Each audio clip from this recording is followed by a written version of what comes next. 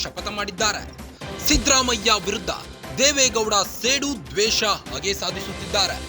ಎರಡನೇ ಬಾರಿ ಸಿದ್ದು ಸಿಎಂ ಆಗಿರುವುದು ಸಹಿಸಿಕೊಳ್ಳಲು ಆಗ್ತಿಲ್ಲ. ದೇವೇಗೌಡರ ಶಪಥದ ರೋಷಾಗ್ನಿ ಬಿಚ್ಚಿಟ್ಟ ಸಿದ್ದರಾಮಯ್ಯ. ಶಾಸಕಾಂಗ ಪಕ್ಷದ ಸಭೆಯಲ್ಲಿ ರಿವೀಲ್ ಆಯ್ತು ಸೀಕ್ರೆಟ್.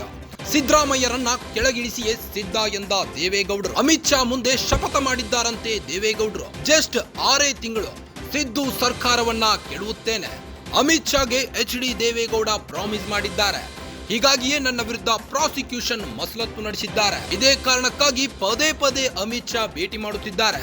ಅಪ್ಪ ಮಗನಿಂದ ಮೋದಿ ಅಮಿತ್ ಶಾ ಜೊತೆ ಚರ್ಚೆ ನಡೆಯುತ್ತಿದೆ.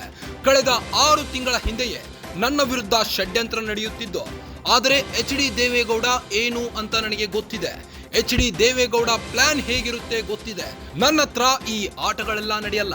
ನಾನು ಉತ್ತರ ಕೊಡ್ತೀನಿ, ನೋಡ್ತೀರಿ ಅವರನ್ನ ಹೆಂಗೆ ಗೊಂಬೆ ಆಡಿಸ್ತೀನಿ ಅಂತ.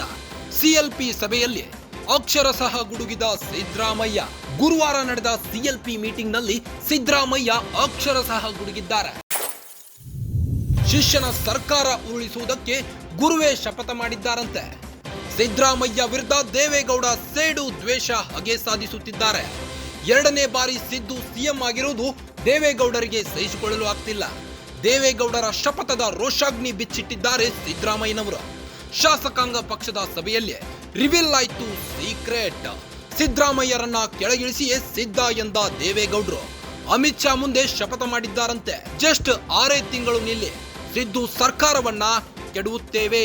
ಅಮಿತ್ ಶಾಗೆ HD ದೇವೇಗೌಡ ಪ್ರಾಮಿಸ್ ಮಾಡಿದ್ದಾರಂತೆ. ಹೀಗಾಗಿಯೇ ನನ್ನ ವಿರುದ್ಧ ಪ್ರಾಸಿಕ್ಯೂಷನ್ ಮಸಲತ್ತು ನಡೆಸಿದ್ದಾರೆ. ಇದೇ ಕಾರಣಕ್ಕಾಗಿ ಪದೇ ಪದೇ ಅಮಿತ್ ಶಾ ಭೇಟಿ ಮಾಡುತ್ತಿರುವ ಅಪ್ಪ ಮಗನಿಂದ ಮೋದಿ ಅಮಿತ್ ಶಾ ಜೊತೆ ಚರ್ಚೆ ನಡೆಯುತ್ತಿದೆ. ಕಳೆದ 6 ತಿಂಗಳ ಹಿಂದೆಯೇ ನನ್ನ ವಿರುದ್ಧ ಈ ರೀತಿಯ ಷಡ್ಯಂತ್ರ ನಡೆಯುತ್ತಿದೆ.